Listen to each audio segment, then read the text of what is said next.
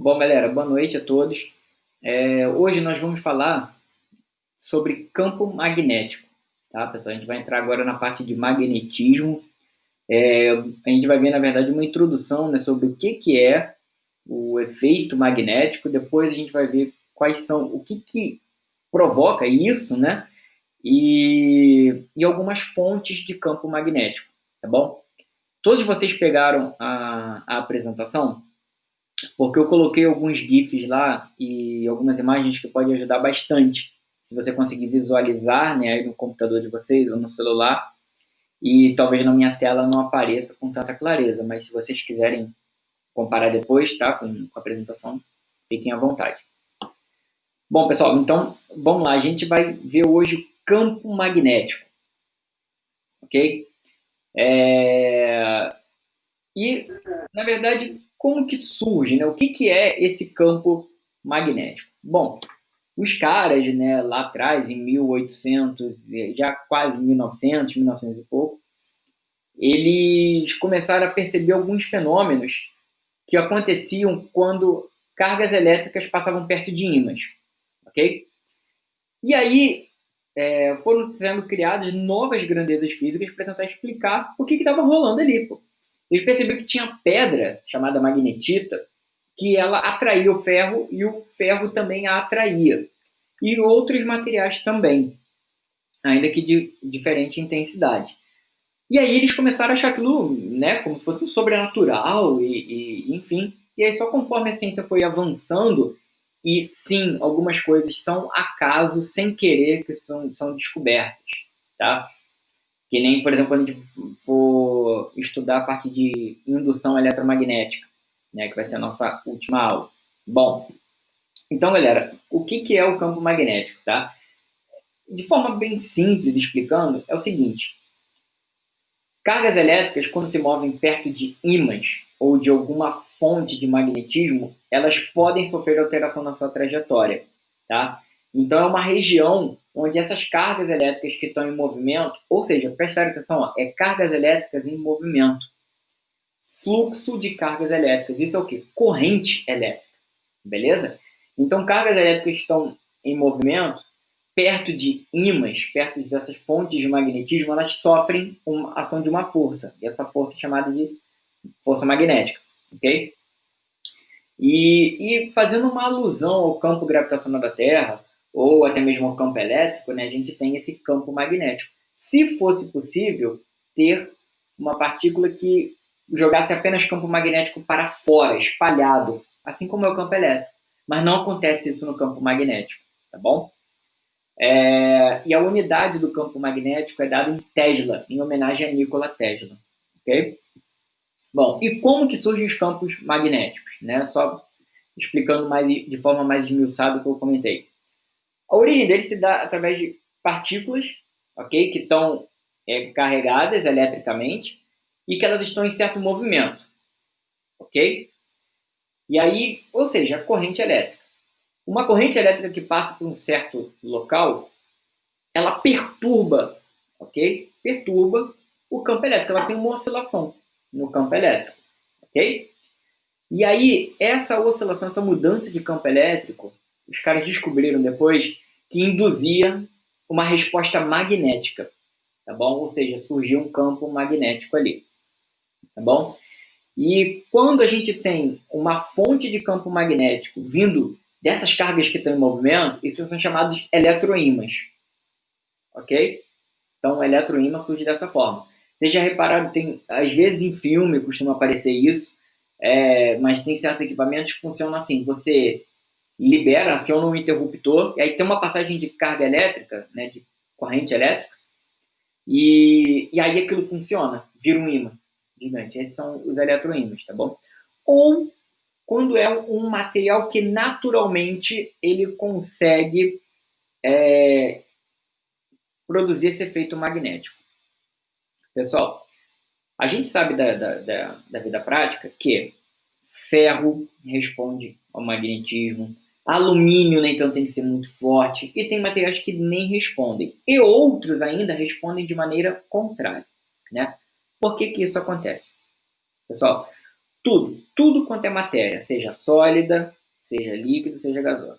É composto de quê? Moléculas, né, e de átomos, ok? E o que existe nesses átomos?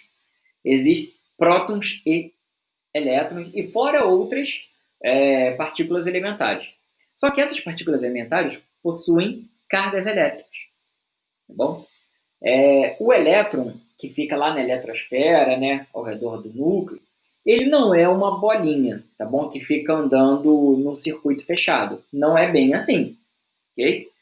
Mas, para poder ficar de forma mais simples a visualização, vamos considerar que é isso, tá? Então, você tem, pessoal, elétron que está girando, por exemplo, desta forma aqui, ó, ok? Girando dessa forma. Se ele girar em sentido oposto, ele vai produzir um outro efeito, ok? Então, pessoal, em resposta a essa rotação, por exemplo, nesse sentido, surge uma coisa chamada momento magnético, tá bom?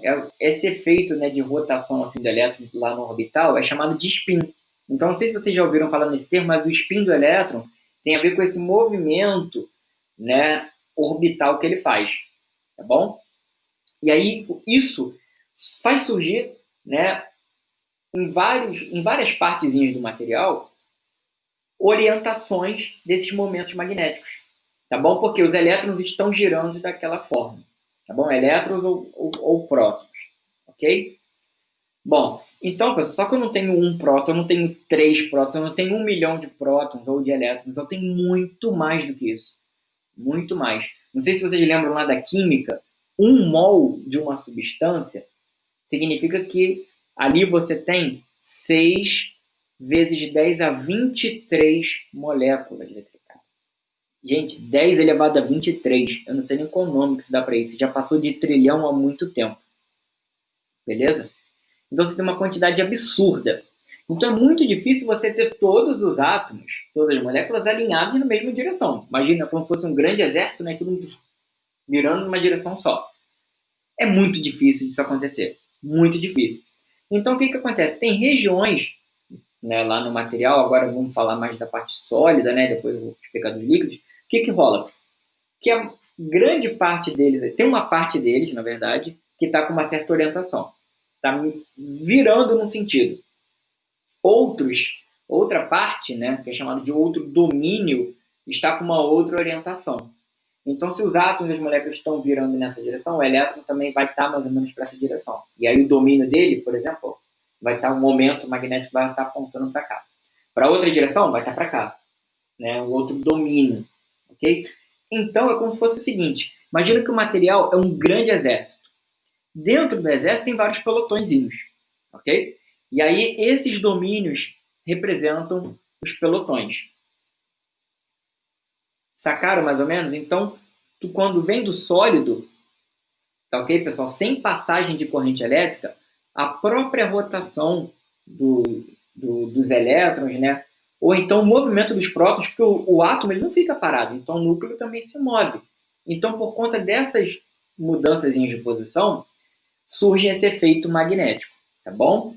E aí, essa região dentro do material, né, que as moléculas estão direcionadas para o mesmo caminho, é chamado de domínio magnético, tá bom? Por quê? Se elas estão direcionadas para a mesma orientação, o momento magnético delas é o mesmo, por conta da rotação do elétron e do próton. Beleza? Bom, quanto a isso, a gente tem vários tipos de materiais, tá bom? Relacionada à propriedade magnética que ele tem, a característica, a resposta magnética dele. Eu destaquei 3 aqui, tá bom? O mais conhecido é o ferro magnético, são materiais ferromagnéticos. O que seriam isso? São aqueles caras que, de todos os possíveis domínios lá, os pelotões dentro do exército, né, dele, ela já tem uma orientação praticamente fixa. Olha, está todo mundo virando para cá.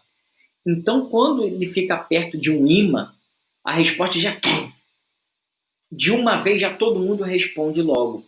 Então, por isso que rola aquela atração forte, ok? Por exemplo, de um ímã, né, na geladeira, tá? Deixa eu ver. ou quando até mesmo para selecionar materiais assim, né, para descarte, reciclagem, um dos processos que tem é separando por ímã, que aí você separa materiais que são ferromagnéticos do que não são, ok? Então coloquei essa primeira figurinha aí, o primeiro GIF, representando um ferrofluido, tá bom? Que é isso não é difícil de fazer até. É só você pegar, por exemplo, palha de aço, com cuidado, né? Claro, bota fogo, ok? Deixa ela queimar. Quando apaga tudo, esmiuça bem, passa numa peneirinha para poder ficar bem fininho. Depois você vai adicionando óleo de cozinha, tá? Mistura, mistura, mistura aquilo ali, vai colocando uns pouquinhos até virar uma maçaroca. E aí, se você ficar mexendo o ímã assim várias vezes perto dele, você vai ver que vão começar a formar esses espinhos assim e tal. É bom assim como fica nesse vídeo. Então, pessoal, essa bolinha vermelha que eu coloquei aí representam como se fossem esses domínios que eu mencionei. E vai ficar todo mundo orientado num caminho só, numa única direção. Por isso que a resposta dele é forte, tá bom? Exemplo, ferro, níquel, cobalto, ok?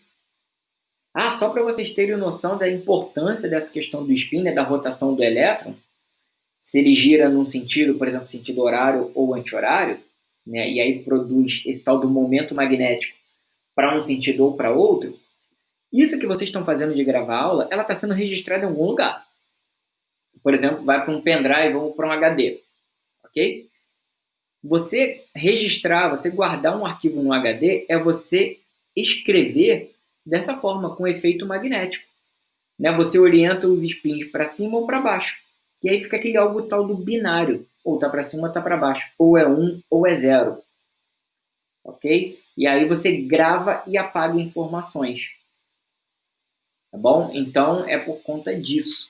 Tá? O que acontece? Você registra informações com base nisso, controlando os spins dos elétrons. Tá? Então foram os ferromagnéticos, e aqueles que são muito atraídos, porque os domínios estão muito preferenciais. Então eles são puxados. Tem os caras que estão no meio do caminho, que são os paramagnéticos. Ok? O que acontece? Os caras estão perdidos ali.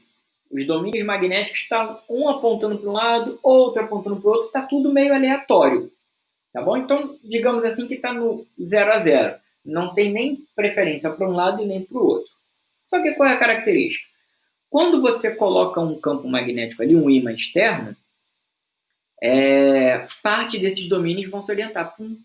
Então vai ter um magnetismozinho um pouquinho mais fraco do que o dos ferromagnéticos. Tá bom? Isso que está aí no SIGIF do meio, pessoal, não é nitrogênio líquido não, tá? Isso é oxigênio líquido. Tá? Vocês já viram hospitais que tem aqueles tanques gigantes assim, que está escrito oxigênio líquido? Então, é isso que está sendo derrubado aí, né, entre esses ímãs, tá bom? Nesse GIF central, tá? E aí o oxigênio, ele é paramagnético, tá bom? Então é por isso que ele acaba ficando um pouquinho preso aí nos ímãs, tá bom? Outro exemplo, a gente tem alumínio, magnésio, ok? Então a gente viu os caras que respondem muito bem, têm uma atração muito forte, que são os ferromagnéticos. Aí é fácil lembrar, né, do nome, porque é só lembrar do ferro. Os paramagnéticos, que são os mais ou menos, tá bom? De forma simples falando. E temos os caras que são os do contra, ok? Os rebeldes, que são chamados diamagnéticos, tá bom? Eles respondem de maneira contrária, tá? Ferro não, desculpa, o cobre, a água, bismuto. O que rola? Os domínios estão lá tranquilos, neutros, de boa. Quando você coloca um ímã perto, o que acontece? Parece que só de raiva os domínios falam, ah é? E ao invés de se alinharem com o campo magnético, eles viram para o lado oposto. E aí rola repulsão. Ok, galera? Então, diamagnético. Domínios, materiais diamagnéticos possuem, né, momentos magnéticos orientados no sentido contrário ao campo que estão aplicando neles. Ok? Os paramagnéticos têm um alinhamento um pouquinho mais favorável, tá bom? Mas não é tão forte. E aí os ferromagnéticos têm alinhamento total dos domínios magnéticos, ok? Então, na hora eles já respondem e rola essa atração bastante forte, ok? Tanto que, até onde eu saiba, um dos ímãs mais fortes que tem, se não o mais forte, é composto de neodímio, ferro e boro. Cara, para vocês terem noção, dependendo do tamanho do ímã, da distância que você esteja, né, do material ferro magnético, cara, se você deixar teu dedo ali, é capaz de quebrar teu dedo. Porque o troço é muito violento, é uma atração muito, muito forte. Beleza, pessoal? Posso seguir?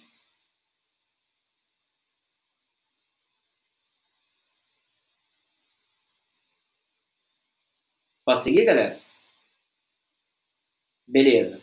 Valeu. Conseguiram perceber essas diferenças? Por que surge o magnetismo? O que é? Vocês podem abrir o microfone, tá? Para falar à vontade, pessoal.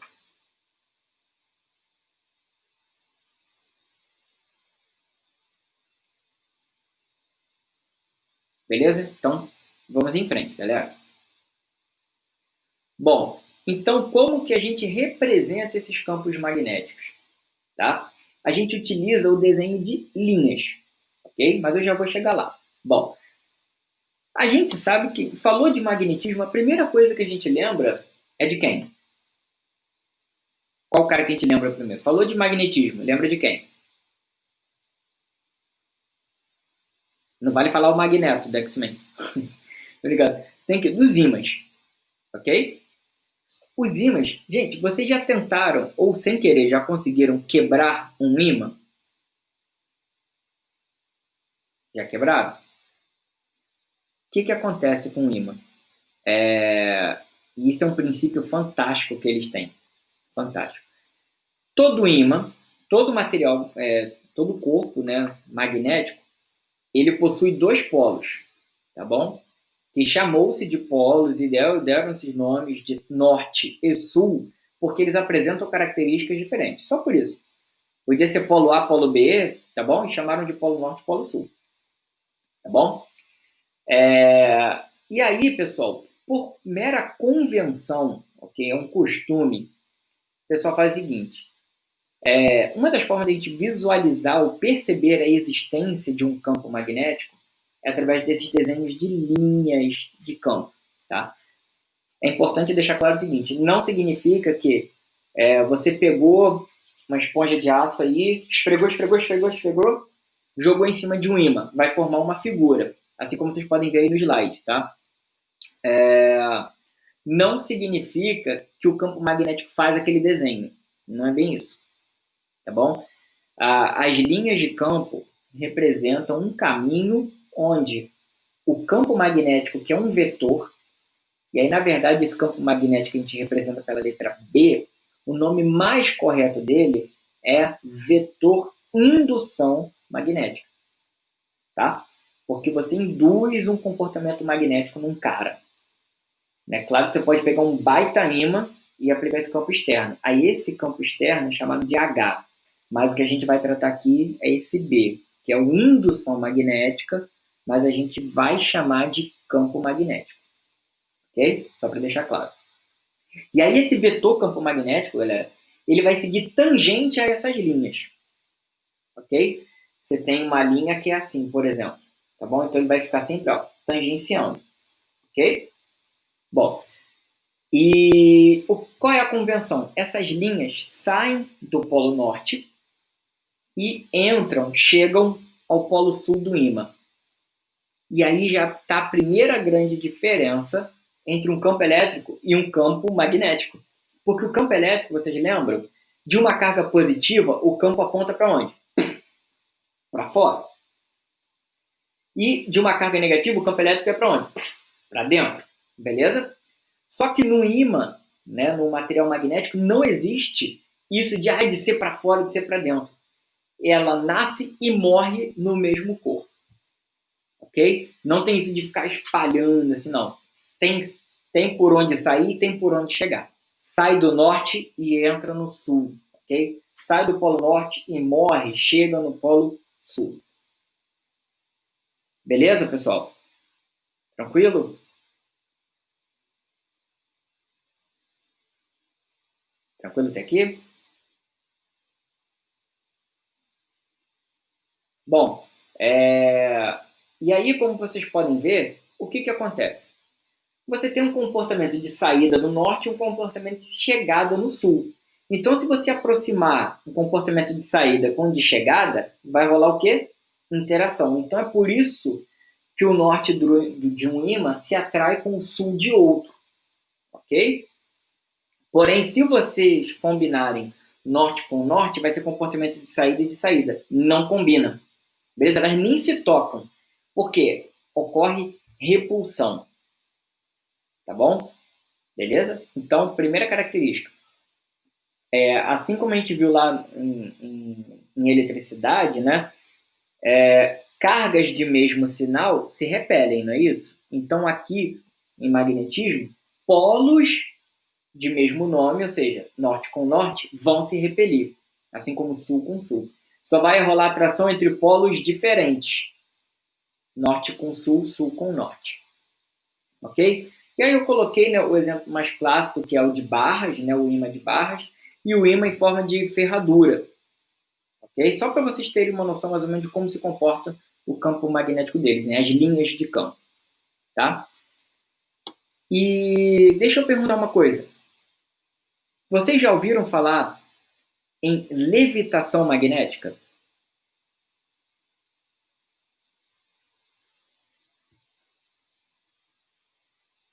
Já ouviram falar nisso? Levitação magnética? Não?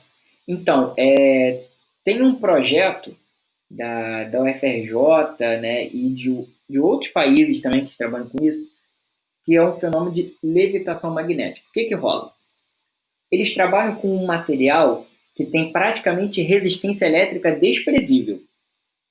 Ele conduz eletricidade de uma forma absurda, absurda, ok? E aí a gente já viu o quê? Eletricidade já está combinada com o magnetismo. Né? Quando eu expliquei a origem do campo magnético, já foi o primeiro spoiler aí de que eletricidade se combina com magnetismo. Eles se misturam. E aí o que acontece? Se o cara acaba passando corrente muito bem, ele vai ser vai ter umas propriedades magnéticas muito boas, ou dependendo do que você fizer, muito ruins. Ok? E aí o que acontece? Esses materiais são chamados de supercondutores. Tá? E para poder o cara exibir um comportamento desse, gente, tem que ser a temperatura muito, muito baixa. Tá? Por exemplo, só para vocês terem uma noção, a temperatura mais baixa possível é o tal do zero absoluto, que é 0 Kelvin, ou seja, menos 273 graus Celsius. Menos 273 graus Celsius. Lá no CERN, que é aquele LHC, né, o colisor de partículas lá da Suécia, da Suíça, né, e tal, França, para poder eles acharem o tal átomo de Deus, né, o bóson de Higgs, eles têm que resfriar aquele troço a uma temperatura absurdamente baixa. Absurdamente baixa. Vocês terem noção, eu não lembro agora qual é o valor, mas se compara com a temperatura do espaço, quase. No espaço, a temperatura é de 6 Kelvin, ou seja, menos 266 graus Celsius. É por isso que em filme, quando o cara tira logo aquela roupa espacial, né, acontece alguma coisa ou rasga, ele congela. Entendeu? Porque o frio é absurdo, tá bom? E se não acontece isso, o filme tá errado, né? Tá errado. Mas enfim. E aí o que acontece com os supercondutores? Pode rolar deles apresentarem comportamento diamagnético. Lembra que eu falei que é apresentar uma repulsão? Então ele não deixa nem nada, você coloca um ímã perto e tal, aí o ímã vai tentar entrar com o campo. Tô chegando, hein? Ele bloqueia, não deixa ser afetado. E aí, o que vai acontecer? Ao invés de rolar atração entre os materiais, vai rolar uma repulsão. Então, mesmo que você pressione, você não consegue encostá-lo. E aí, o esforço está todo assim, na vertical. Por isso que quando você pega e dá um peteleco nele, ele se move praticamente livre de perda de energia. Tá bom? Então, esse efeito de levitação magnética vem disso, de campos repulsivos, que um tenta afastar o outro. Tá bom? Não deixa tocar mesmo. Tá bom? Então, só um caso de aplicação isso, né? É o que eles estão tentando fazer até mesmo com um trem-bala, né? O trem-bala, assim, ideal, digamos assim, seria com isso. Que aí, porra, o cara ia com uma velocidade absurda. Só que resfriar isso tudo não é fácil. Imagina, cara, Rio a São Paulo tem o quê? Uns 450 quilômetros, sei lá, 450, dependendo do lugar, 600 quilômetros. Imagina se tentasse fazer um trem-bala desse jeito. 600 quilômetros você tem que refrigerar o troço, não é nem com nitrogênio líquido, seria hélio líquido quase, ok? Nitrogênio líquido no mínimo, para poder o troço funcionar. Imagina, 600 quilômetros de ferro, ok? Ferro sem modo de dizer, né? Para poder ser refrigerado. É muito difícil, né? Tem um gasto muito, muito alto. Mas pode acontecer e é uma aplicação fantástica que acaba tendo aí, tá bom? Então, só a título de curiosidade, ok? Seguindo aqui, pessoal, olha esse último GIF aí, que é o outro comportamento que o imã tem que é fantástico. Se a gente fizer um paralelo lá com o filme do Capitão América, o inimigo dele era quem? A Hydra, né? E aí o lema deles era o seguinte: a cada cabeça que você corta, surge outra, né? O imã é assim também. Você quebra um imã, você não fica só com o polo norte e o polo sul, ok? Dentro dele, os domínios se rearranjam para poder um lado ser o norte, que já existia, e aí surge o polo sul. E neste aqui, que só existia o sul, passa a existir um norte, ok? E é isso que esse GIF mostra. Tá bom? Como que aí chega a girar, se você quebra um ímã, separa, né, e vai rolar essa atração aí novamente. Ok? Os campos se orientando novamente. Tá bom? Beleza? Gente, não sei se vocês sabiam, mas sabiam que a Terra tem um próprio campo magnético?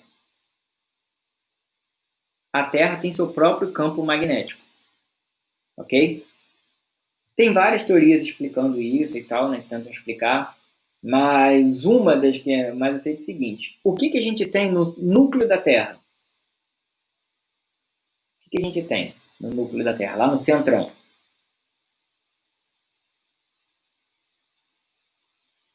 A gente tem o quê? Magma, né? E o que constitui o magma, né? Aquela loucura toda lá dentro, tudo derretido. São materiais metálicos, ok? E aí, se são materiais metálicos, inclusive tem ferro e tal, o que acontece? Os elétrons estão loucos ali. E aí eles estão se movendo com uma velocidade mais alta. E aí, lembra que eu falei da rotação? Surge um campo magnético. Porque a Terra está girando, move esse material, né, esse líquido que está lá derretido, né, esse metal derretido, está com misturada toda, e aí surge esse campo magnético. E ainda bem que existe. Sabe por quê? O Sol está mandando radiação eletromagnética o tempo todo, de uma variedade absurda, absurda. Okay? E uma das que a gente mais tenta fugir, porque dá um mal danado, é a radiação ultravioleta. E aí vem aquelas radiações cósmicas, né? Partículas alfa, e aí vem até o caso, por exemplo, lá do Hulk, né? Radiação gama e tal, que tem um poder de penetração absurdo de chegar, ok? Dependendo, né? Tipo, a gente for exposto a isso, isso faz um mal pra gente absurdo. Só que, graças a esse campo magnético, essas partículas são bloqueadas. Essas de maior energia, de ultravioleta para cima. Grande parte delas é bloqueada, ok? Por esse campo magnético em torno da Terra. Que é que eu coloquei essas imagens aí, essa imagem bonita aí, esse GIF mostrando, né? O como que ela consegue blindar esses ventos solares. Né? O que é esse vento solar? É a emissão contínua de prótons, elétrons e neutrinos da superfície do Sol. ok? Só que tem uma característica engraçada que acontece com a Terra, né? O norte, o polo norte geográfico da Terra, lá em cima, né, os países mais frios, né, digamos assim, lá está o sul magnético. E aqui na América do Sul, né, já chegando para o Polo Sul, está o norte magnético. Ou seja, é trocado.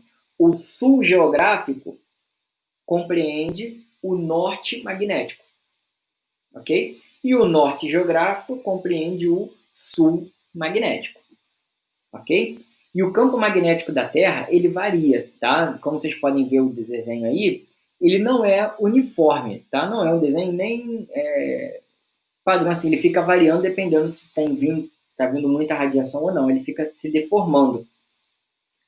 Mas ele varia de 30 microtesla, lembra, micro é 10 a menos 6, até 60 microtesla por ali, tá bom? Esse 30 é mais ou menos aqui na América do Sul e tal, 30 microtesla, aqui é mais fraquinho, beleza? E lá para cima, lá para o norte, é mais intenso um pouquinho, é 60 microtesla, tá? E por que dá essa diferença? Por conta da Terra não ser perfeitamente reta, né? O nosso eixo de rotação ele é inclinado de 11 graus. Então, por isso que dá esse ajuste. Ok? Beleza, pessoal. Tranquilo até agora essa explicação aqui mais teórica de onde vem, né? Como é que surge a orientação dos campos. Tá safo, pessoal?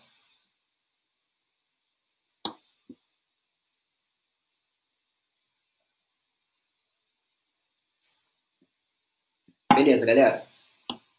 Então é o seguinte. Lembra que eu comecei falando que uma das causas do magnetismo, do surgimento de um campo magnético, é o movimento de cargas elétricas, ou seja, corrente elétrica. Estão ligados nisso? Então, e aí, o que acontece? Dependendo de como a corrente está passando, por exemplo, se ela está indo ou se está vindo por um fio, o campo magnético vai ter resposta diferente, ok? E aí, depois que a gente vai estudando a indução eletromagnética, que a gente vai conseguir compreender esse panorama de forma geral, mas é fantástico, muito bonito. E aí, o que acontece? Existe uma regra chamada regra da mão direita, ok? Que nos ajuda a entender para onde que vai estar o campo dependendo da corrente, tá? Geralmente, o que se faz? O polegar representa o sentido da corrente, ok? E aí você fecha a mão da forma mais fácil. Ou seja, essa é a forma mais fácil de fechar do que se eu tentar fazer isso, senão eu vou quebrar minha mão. E aí, dependendo como a corrente está passando, por exemplo, ó, aqui, está subindo. Regra da mão direita. Como é que vai estar o campo magnético? Desta forma. Ok? Fechando assim a mão, ó. Tá? E se a corrente estivesse descendo por um fio? Olha como é que muda. Estão vendo? Só para entender melhor ainda. Ó, eu estou colocando agora a corrente apontando para mim. Para mim, tá bom? Então a corrente está vindo assim. Como que está o campo? Ó, está girando desta forma. Sentido anti-horário para mim. Ok? Beleza? Agora, se está indo aí para vocês, olha aqui, ó. Sentido horário. Tá ok, pessoal? E aí, dependendo da situação, se for um solenoide, né, e tal, uma bobina, às vezes é mais fácil você colocar a corrente, já que é tudo enrolado, né? Considera a corrente com os outros dedos e aí o campo magnético fica o polegar. O importante é, o polegar é uma coisa e os outros dedos fazem o outro movimento, ok? Então, se o polegar é a corrente, os outros dedos vão orientar o campo magnético. Se você escolher os outros dedos com uma corrente, o polegar vai indicar o campo magnético.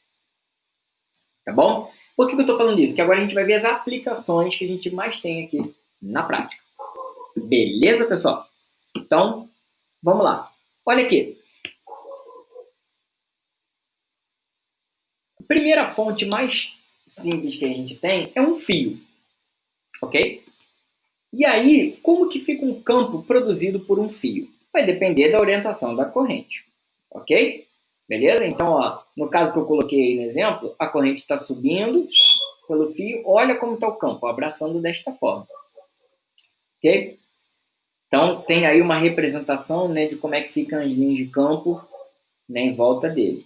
Tá? E como então que é o campo produzido por um fio? O campo magnético B, que é dado em Tesla, vai ser μ0 vezes I, que é a corrente, dividido por 2πr. Okay? E o que seria esse 2πr? R é a distância do fio até o ponto que você está analisando. Logo, se você estiver muito longe desse fio, o campo é ridículo, você nem vai perceber. Tá bom? Isso que eu estou considerando o fio, gente, é um fio muito comprido. E o que é muito comprido?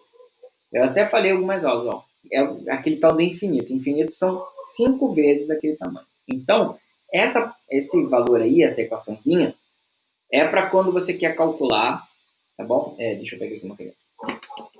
Por exemplo, esse aqui é o tamanho do fio, tá bom? Então, quando você quer examinar distâncias que são 5 vezes menores do que o comprimento do fio. Então, por exemplo, isso aqui. Tá? Até aqui assim. Por isso que se você pegar um fio desencapado, galera, pega um fio desencapado desses aí, da tomada dessa instalação na sua casa, só cuidado, né? Desencapa ele, tá bom? Desencapa ele. Coloca um LED perto dele. Encosta, tá? Ou um ímã. E aí liga ele na tomada, aquele ferro de novo. Naquela parte desencapada, mas deixa bem próximo. O que vai rolar? Quando a corrente passar ali, ele vai produzir um campo magnético em volta. Aquela borracha do fio ajuda a proteger isso. E como a corrente também não é muito alta, tá, que passa, o campo magnético não é tão intenso. Mas um ímã, alguma coisa bem levinha, pode sentir. Ok? E o que é esse μ0? μ0, gente, é uma constante que vale para o vácuo, tá bom? Para qualquer outro meio é um valor diferente. Mas ela é chamada de permeabilidade magnética. Representa o quê? O quanto que o campo magnético consegue interferir aquele material. É o quanto que ele consegue permear, né? Entrar ali no material. Tá bom? É isso que representa esse permeabilidade. Ele tem um valor, uma constante que vale 4π vezes 10 a menos 7 Tesla vezes metro por ampere. Tá bom? Então tá aí, ó. B é o campo dado em Tesla, μ0 é essa permeabilidade, 4π vezes 10 a menos 7 Tesla metro por ampere. I é a corrente elétrica, né, a intensidade da corrente elétrica em ampere. R é a distância do ponto que você está vendo até o fio. Ok? Bom, e se você pegar esse fio e fechá-lo, formando uma espira, tá bom? Uma espira. O que vai acontecer? A gente vai ter, pessoal, dessa forma que está aí no desenho, ó. A corrente chega, ó, e sai da espira, ok? Então, como é que fica o campo? Se for nesse sentido, ó, olha o campo, ó. Se a corrente está vindo assim, ó, por esse lado do campo aqui dentro da espira, está, por exemplo, saindo daqui e está entrando aqui fora, né? Fazendo assim. Se for o sentido oposto, ó, regra mão direita, ó, desta forma aqui, tá bom? Entra aqui dentro e sai aqui fora. Como tá aí. Beleza? Bom, no centro da espira, o campo vai ser μ0i sobre 2r, onde r é o raio da espira. Ok? Mas se você estiver vendo num ponto, mas que está no eixo central, está passando no centro dessa espira, só que está afastada de uma altura z, aí é essa equação um pouquinho mais complicada. Tá? μ0i vezes r ao quadrado, r é o raio da espira, né? Dividido por 2 vezes o raio da espira ao quadrado, mais essa altura, né, z ao quadrado, elevado a 3 meios. O que representa esse elevado a 3 meios?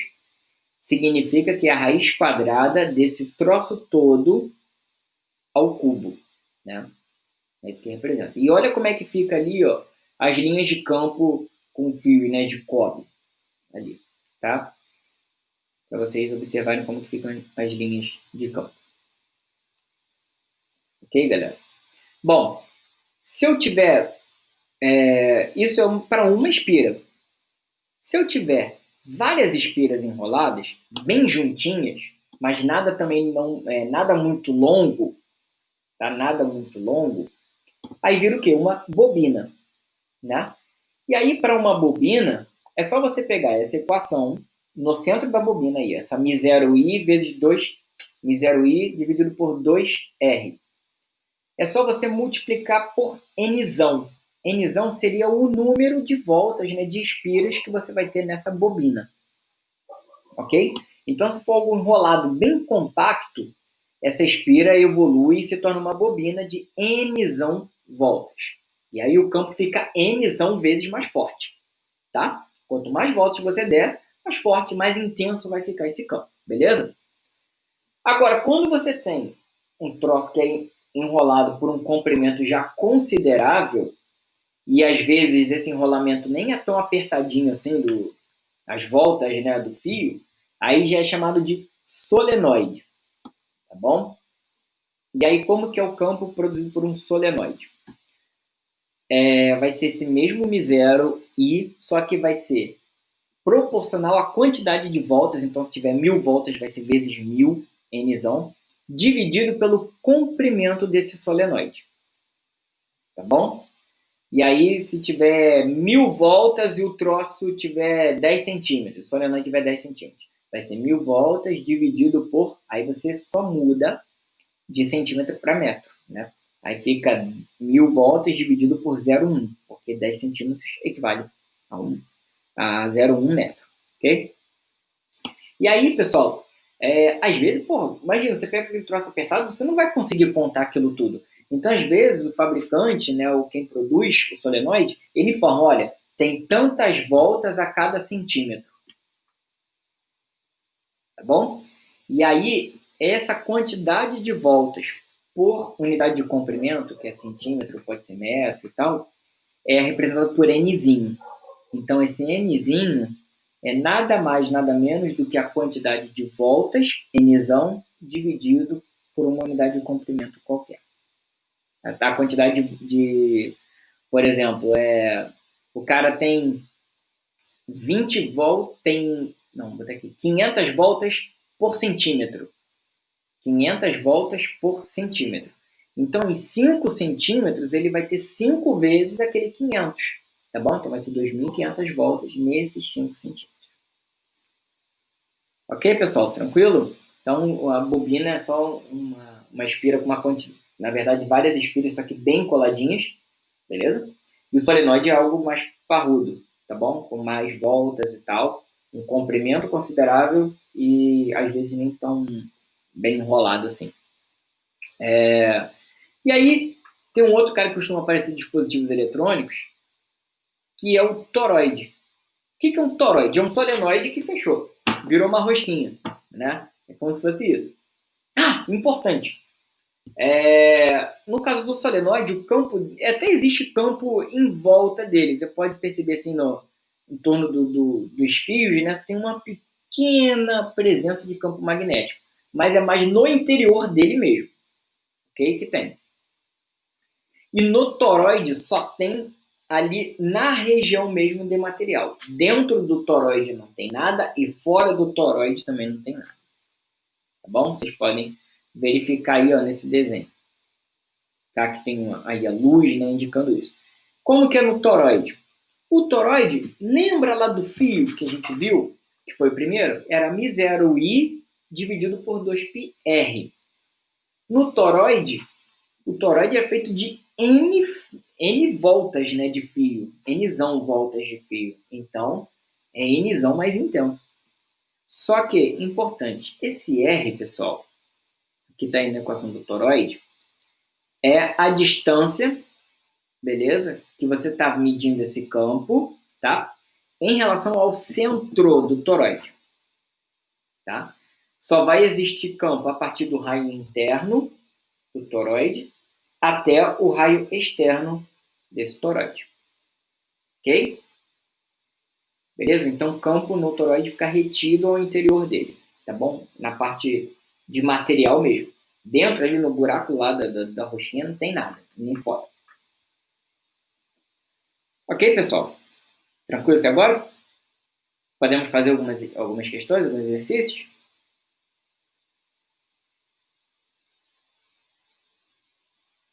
Podemos? Beleza. Então, vamos lá, galera. Eu vou alterar aqui a câmera para poder a gente resolver no papo.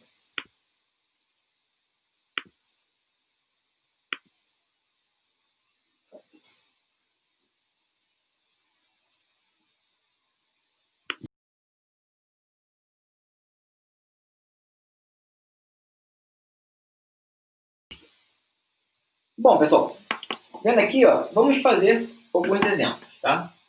E eu pediria a vocês depois para fazer alguns exercícios. Olha aí o que diz o exemplo 1. Tá?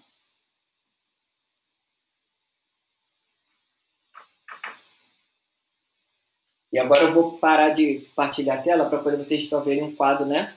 Com uma sugestão que foi dada. Ok? Bom, galera, então, olha aqui. Vamos lá. O exemplo 1 fala o seguinte. Tem um fio condutor, né, que passa por ele uma corrente de meio ampere. Tá bom?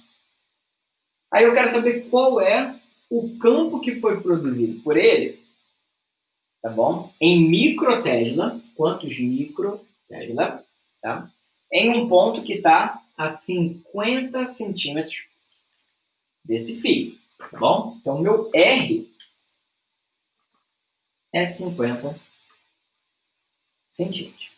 Pessoal, para um fio retilíneo, o campo é μ0i dividido por 2πr, ok? Bom, então o campo feito por esse fio vai ser aquela constante, né, a permeabilidade, que vale quanto? 4π vezes 10 a menos 7, né? Vezes a corrente, que já está aqui na unidade certinha, meio ampere, ok? Dividido por 2π vezes essa distância. Aqui está em centímetros, né? Só que eu tenho que passar isso para metro. Como? Dividindo por 100. Dividindo isso aqui por 100, eu vou ter que... A distância vai ser de quanto, na verdade? Meio metro, né? Afinal, 50 centímetros é a metade de um metro. Então, tem aqui. Ok? Então, vamos às simplificações. Ó. Meio com meio, corto logo. Aqui fica 1, aqui fica 1. Pi também com pi, ó. Aqui fica 1, aqui fica 1. Beleza? Opa, acabei mexendo aqui demais.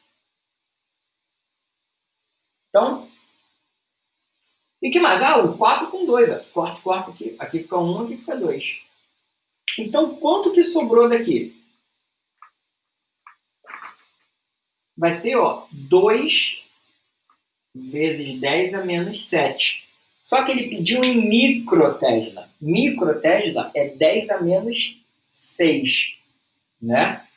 Então, se aqui eu tenho 10 a menos 7, significa que eu teria que andar quantas casas para a esquerda? Por causa do sinalzinho de menos. 7 casas. Mas eu quero parar em menos 6, então basta eu andar uma. Então vai ficar 0,2 vezes 10 a menos 6 Tesla. E isso aqui que é o micro, né? A representação do micro. Tá? Deixa eu botar aqui embaixo, fica melhor.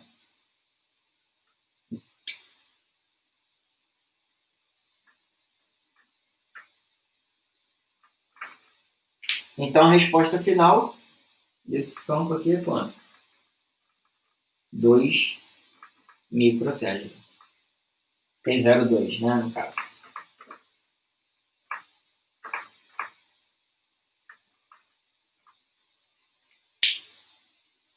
Ok, pessoal? De boa?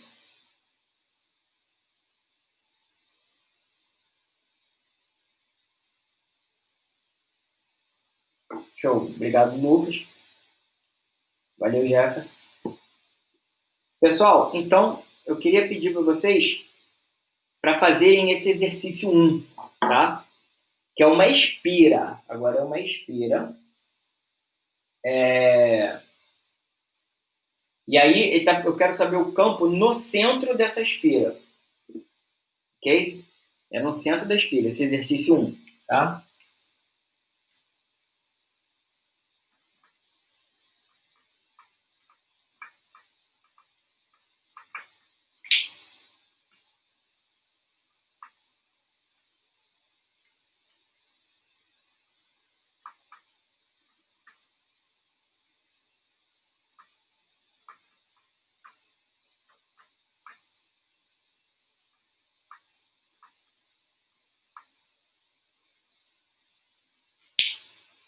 Vou dar uns 5 minutos, tá bom, pessoal? Para vocês fazerem.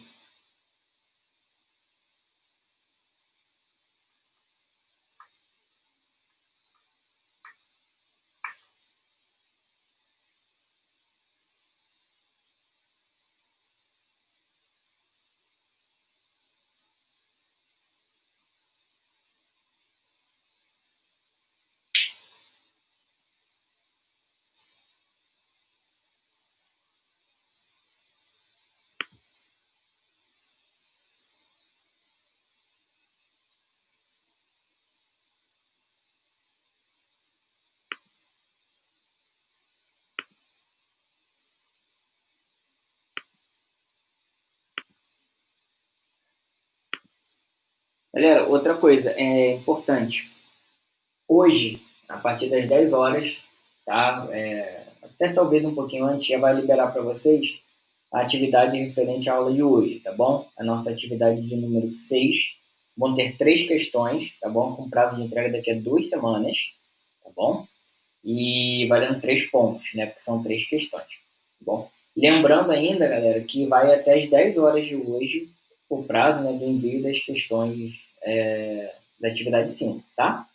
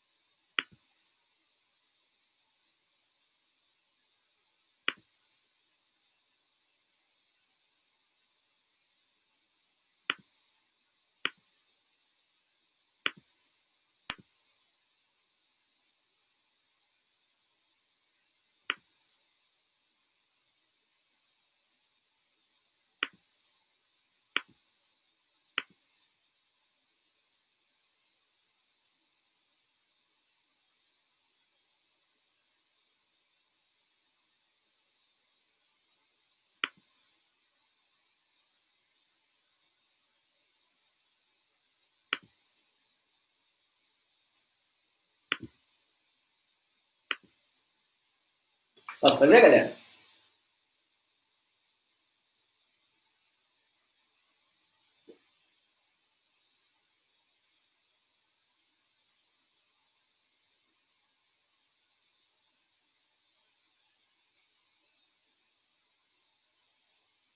Posso resolver? Vocês querem mais um tempinho?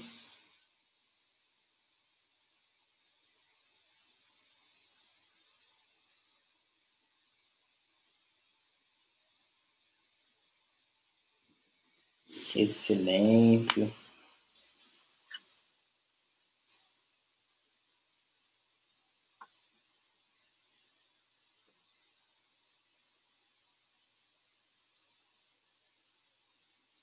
Bom, pessoal, vou resolver. Então, olha só, se é uma espira, galera, né? O campo produzido por uma espira no centro, o campo de uma espira vai ser μ0i dividido por 2L, tá? Então, 4π vezes 10 a menos 7 vezes a corrente de 1,5 dividido por 2 vezes o raio, que é 5 centímetros. 5 centímetros é 5 vezes 10 a menos 2. Ok? Bom, então vamos simplificar algumas coisas aqui. Ó. Primeiro que eu posso fazer é o seguinte. Vou cortar esse 4 com 2. Então, aqui fica 1, aqui fica 2. Beleza? Aqui é 10 a menos 7 com 10 a menos 2. Corta aqui. E aqui fica menos 5. Ok? E aqui, olha o que vai ter. 2π, né? O π eu não cortei. Né? O π ficou aqui, tá? Então, olha o que eu vou ter. Eu vou ter 2π, tá? Vezes 1,5. Isso vai dar 3π. 3π. Dividido por 5, isso tudo vezes 10 a menos 5. Ok, galera? Então, olha só. Vamos para a aproximação, né? Ele falou até para usar π igual a 3, na verdade. Então, vamos usar aqui. 3 vezes 3. Então, 3 vezes 3, 9. Né? 9 dividido por 5 vai dar 1,8. Então, essa é a resposta. 1,8 vezes 10 a menos 5 Tesla. Ok, galera? Se quiserem tirar um print aí, tá? Fica à vontade.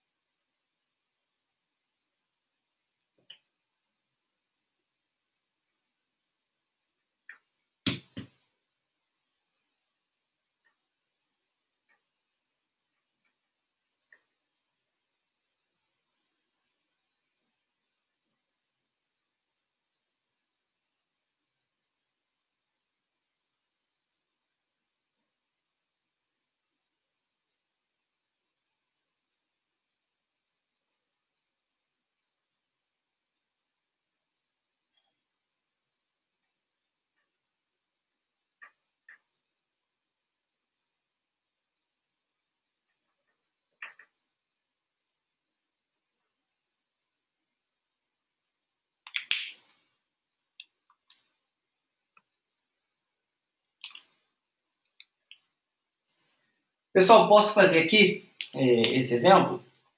O exemplo 2, agora ele fala de uma bobina, ok? Uma bobina. Lembra que eu falei? Uma bobina, na verdade, são Nzão espiras. Então, é a mesma equação para uma espira, só que eu multiplico pela quantidade de voltas, tá? Só que ele fala que o campo produzido por ela é de 6 militesla, ou seja, atenção que isso aqui é 10 a menos 3, né?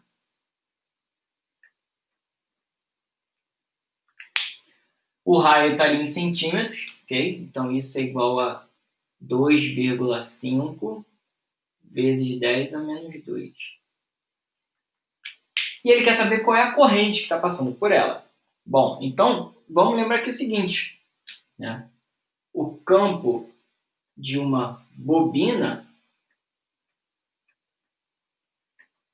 é igual a Nzão vezes o campo de uma espira, tá bom? Isso foi o que eu tinha falado, né? Então, galera, o campo dessa bobina vai ser μ0i vezes Nzão dividido por 2R, tá? Só que eu quero saber o I. Então, vamos substituir aqui os valores, depois a gente isola. Olha o que eu vou ter. O campo da bobina, 6 militesla. Então, isso aqui é 6 vezes 10 a menos 3. É igual a μ0, que é aquela constante, né? 4π vezes 10 a menos 7, vezes I, que é o que o cara quer saber, vezes 500 voltas. Tá? 500 voltas que eu vou colocar como 5 vezes 10 ao quadrado, tá bom? Dividido aqui por 2 vezes o raio, que é 2,5 cm, ou seja, 2,5 vezes 10 a menos 2. Tá bom? Então vamos começar aqui, ó. Vamos isolar o I. O I vai ser igual a quanto? Esse cara vezes o denominador, né?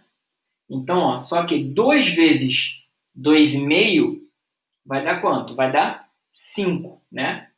5 vezes 6 vai dar 30. 30 vezes 10 a menos 3 vezes 10 a menos 2 dividido por 4π, é 4 vezes π, vezes 5. 4 vezes 5, 20 vezes π vezes 10 a menos 7 vezes 10 ao quadrado. Tá bom? Então vamos às simplificações, pessoal.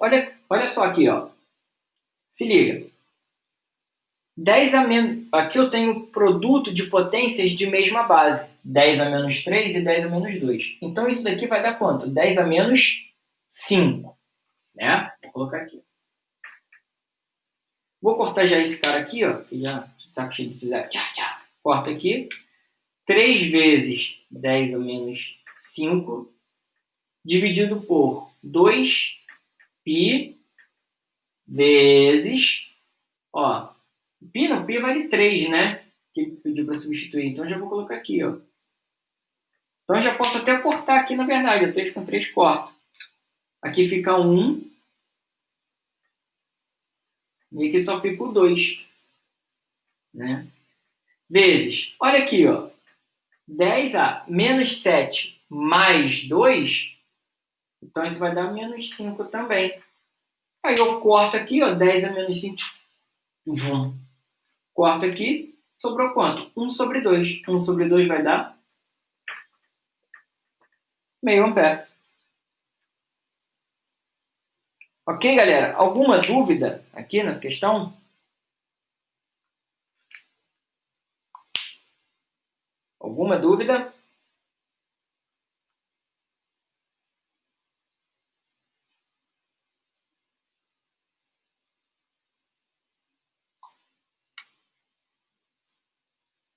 Não?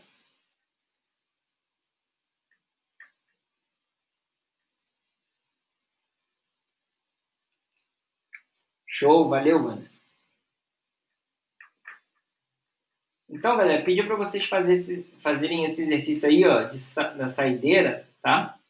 Para a gente encerrar, que é o exercício 2, né, que está aí nos slides, tá bom? E aí ela fala o seguinte, é como se fosse uma engenharia de projetos, tá? Você é um engenheiro de uma empresa e você tem que projetar um solenoide, tá? Esse solenoide tem que ter no máximo... Opa, caiu a caneta. Esse solenoide pode ter no máximo 15 centímetros. E ele tem que ser capaz de produzir um campo de 10 militesla, tá bom? Ao ser percorrido por uma corrente de 1,5 ampere. Quantas voltas você tem que dar nesse solenoide? Tá bom? Então, olha só, galera. A questão que ele fala é o seguinte. O comprimento máximo L desse solenoide tem que ser de 15 centímetros. Ok? O campo que ele tem que produzir é de 10 militesla, tá? E a corrente tem que ser de 1,5 ampere. Então, ele quer saber quantas voltas tem que ter para poder atender essa condição. Tá bom, galera? Eu vou dar 5 minutos, tá? Para vocês fazerem.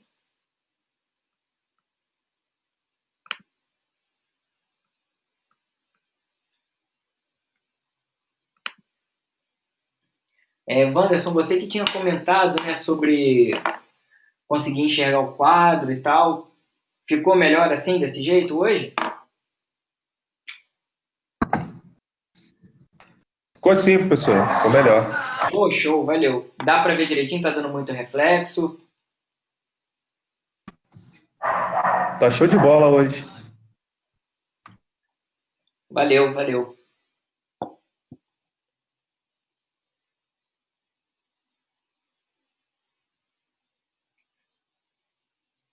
Daqui a pouco a gente vai crescendo, vai se adaptando, né? Vai vendo o que vai funcionando, o que não vai funcionando, a gente vai testando.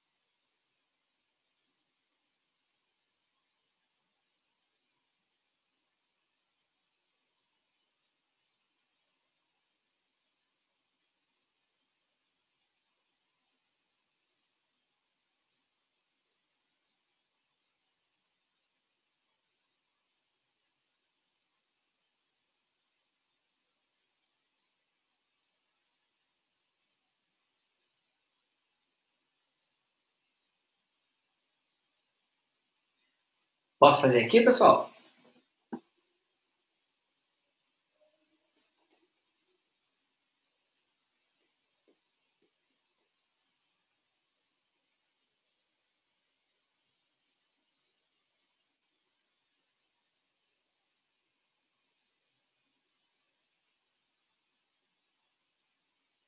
Bom, vou resolver aqui, tá?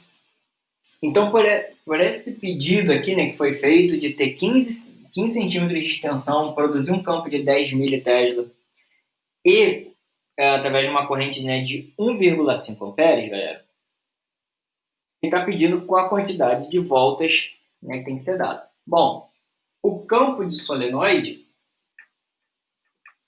é μ0 vezes Nzão dividido por L vezes I, ok? Eu quero saber é o Nzão. Então, Nzão vai ser campo do solenoide vezes o comprimento dividido por μ0 vezes I. Então, ó, o número de voltas vai ser 10 mili, que é 10 vezes 10 a menos 3, né? Lembrando. Isso aqui é 10 a menos 3. Isso aqui é 10 a menos 2, né? Então, vezes o comprimento aqui, ó, 15 vezes 10 a menos 2, divide por 4π vezes 10 a menos 7 vezes a corrente de 1,5. Bom, olha só, 10 vezes 15 vai dar 150, correto? Então, 150, beleza? Aqui, ó, vai ter 10 a menos 3 com 10 a menos 2, vai ficar 10 a menos 5. Só que eu tenho 10 a menos 7 aqui embaixo. Então, o que vai rolar? Eu vou ter aqui, ó, corto aqui, sacrifico esses dois, para que aqui, ao invés de menos 7, vai ficar menos 2, ok? Então, aqui, eu vou ter ainda 4π vezes 1,5. Então, isso vai dar 6π vezes 10 a menos 2, ok? Fazendo esse cálculo aí rapidinho na calculadora, vai dar algo em torno de, ó, 150 dividido por 6, parênteses, 6 vezes π vezes, desculpa aqui, 150 dividido por 6 vezes π vezes 10 a menos 2, ok? Então fica dessa forma aqui, ó, na calculadora, tá? Ok? Tá bom? Então isso daqui está dando 795,78 voltas, ou seja, 796 quase, né? Só que se eu colocar 796, galera, o que vai acontecer com o campo magnético? Ó? Quanto mais voltas, mais intenso é. E eu quero que ele atinja essa condição. Então, o máximo de voltas que eu posso colocar é quanto? Não é 796. Logo, o máximo é 795.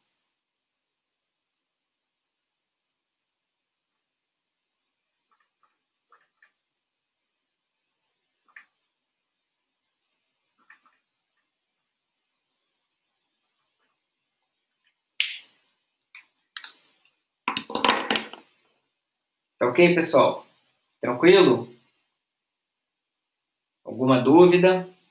Desde lá da parte teórica, agora essa parte mais aqui de cálculos. Lembrando que às 10 horas, né, vai ser liberado o formulário lá para você já responder com prazo de 2 semanas, né, questões envolvendo a aula de hoje. Tá bom? Então, pessoal, por hoje é isso aí, beleza? Um abraço para todo mundo. Até semana que vem. Na semana que vem a gente vai falar sobre força magnética, tá bom?